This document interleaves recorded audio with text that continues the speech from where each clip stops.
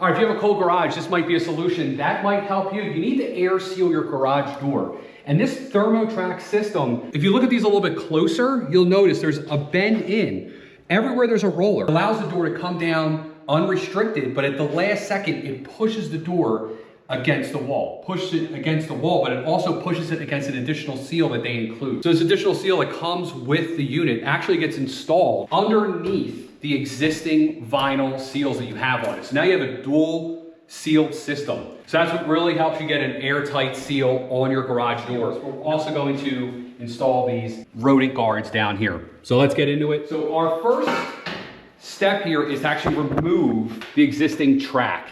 Mine are riveted in, so I'll show you exactly how to do it. I have rivets in multiple spots. All right, so we have a 5/16 drill bit, and I have a can of WD-40, and I have a cup of water. Now you wanna make sure when you're drilling into metal that you keep this as cool as possible. You also wanna use something like honing oil. I don't have honing oil, so we can use WD-40. What you do is you spray down, spray a little bit on your bit, and you'll watch this will puncture right through. Now we wanna make sure this doesn't get too hot, like I said. So if you start seeing any kind of smoke, stop, dip it in the water, and proceed. And then we're gonna dip it right in the water. That will almost instantly cool it down, and we can work on our next one.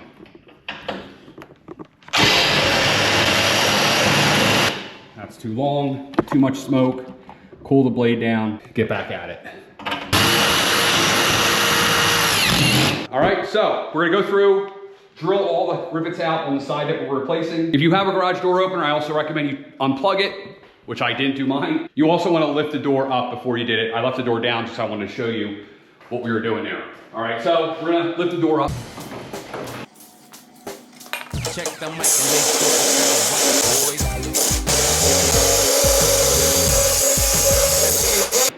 Now we just get rid of this old track. And on these, they have an up arrow, so make sure you're going up. And there is a left and a right. And this basically bolts right back in place. It's pretty awesome. They do supply some hardware. I love these little dishes that I got. They're from Work Pro and they're magnetic. They hold everything. Oh, that fell out. But you need two bolts up here at the top, and they go in from the head this way. And 7/16. If you get one of these things are awesome. They fit into an impact. Highly suggest them. You can put a socket. You need a deep socket for these. And I'm gonna tighten these down about 80%. Now I'm gonna connect the bottom one, okay, which is the bolt and a nut, same thing. And I'm basically gonna tighten this down where it was, where the track was.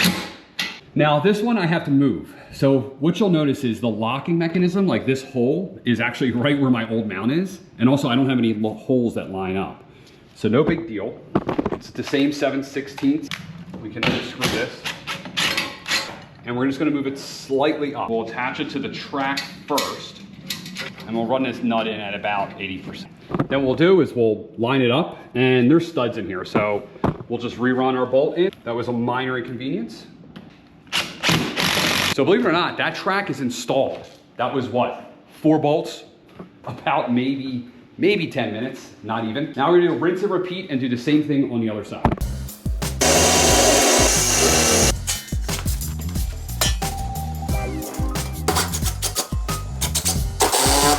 We have to add a new seal, so we have to take this existing one off.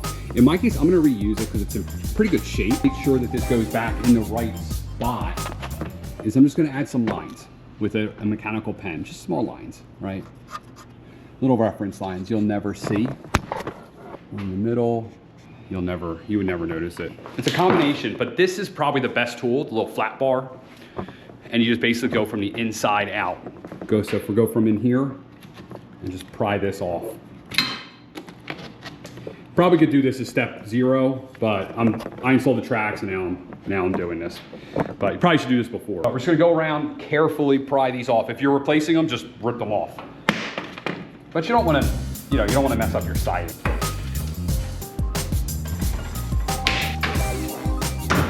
All right, so now we got all of our seals off. Now we can check our reveal, so I'll close the door now. All right, so now what we're looking for is an 1/8" gap all the way down. Now you see mine is like hitting a wall there, so I need to just loosen this up.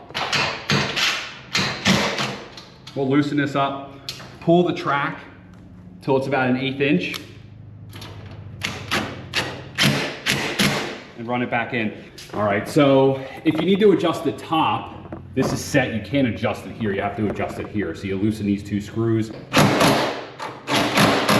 That's better. Basically loosen it up, pull it out, where it needs to be, tighten it up. You have to kind of play with it a little bit because it does, like, there is some play in there. All right, so now the tracks are installed. The door is adjusted. Now we just got to install those seals.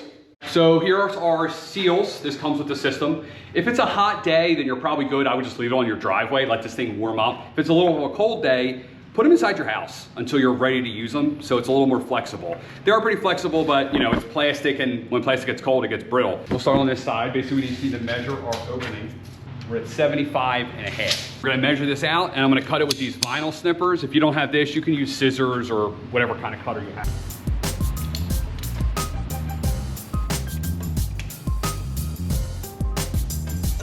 All right, we wanna install this seal tight against the door, right? Like, kind of want it to fold over. Like, oh, I got a nail in there, I gotta get out. All right, so we're gonna install this. There's tape, but the tape isn't enough. You need to use nails. Really what I would recommend is you start on the bottom, even though it's a little bit harder, because you want to get this seal all the way to the ground. That's what's going to stop any kind of rodents or anything like that getting into your garage. Because look at how nice that is, that seal. They're not going to get through that. We're also going to install something else, and if you have 2 people, definitely helps with this process. I'm doing it myself right now. So pull double-sided tape off. You know, I forgot an important part. You want to clean this before you install it, because this does stick to this. So we're gonna clean this with a little simple green and then some rubbing alcohol.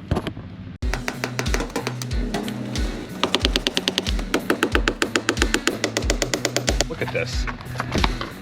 You know, like, see that? All this. Look how nice and tight that is.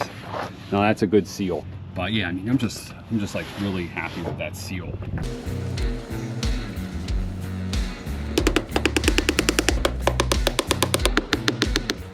After struggling with some of these nails, I realized it was a lot easier actually just to drill a pilot hole and then run the nail in. It was night and day. It works really well. Drill yourself a pilot hole.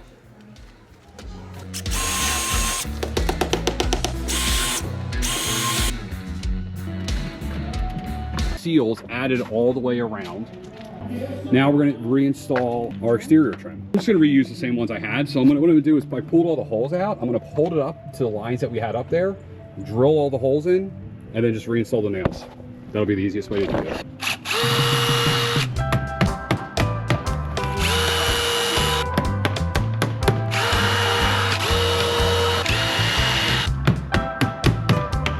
For the seal, this is super close to the wall now because of these tracks.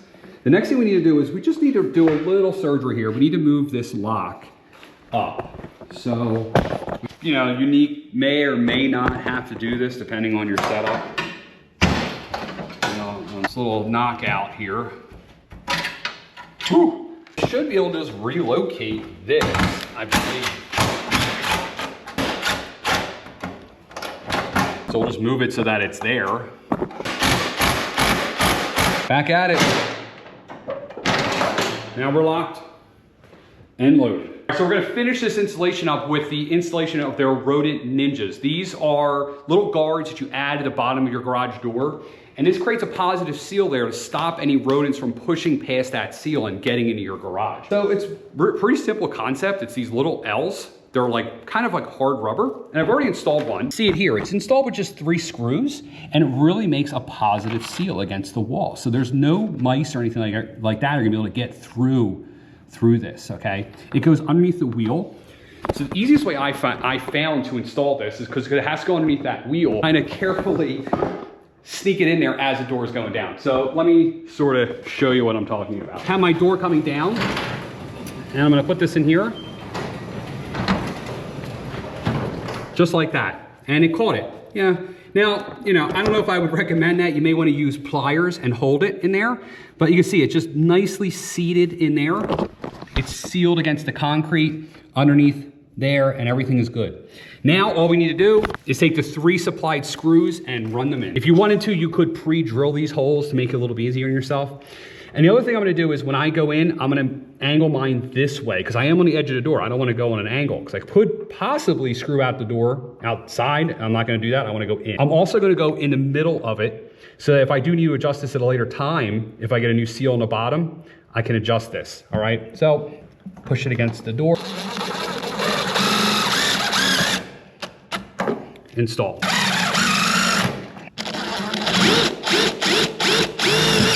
And that, my guys, is installed. Rinse and repeat on the other side. That is installed. So we have our double seal here. So this is your existing seal. This is the new seal. So I'm extremely happy with these. I could definitely tell a difference. When we wanted to heat this garage, we only needed a little space heater and we were very comfortable in here, which is really nice. Big difference from before I had the Thermotraks system. I also insulated these panels as well. I made a video on that. I will link it right here. If you want to pick up the Thermotraks system for yourself, I will put a link down in the description below. These guys are awesome. I saw that there's free delivery, anything over $200. Also, there's a calculator on their website. I'm gonna say $200 a year in heating and cooling. So I'm gonna see if that, I'm not sure how I can measure that, but that's pretty cool. So basically at the end of the day, it kind of pays for itself. If you have any questions about the system, please leave me a comment down below. Please like this video, please subscribe. I'm Thermotraks, out.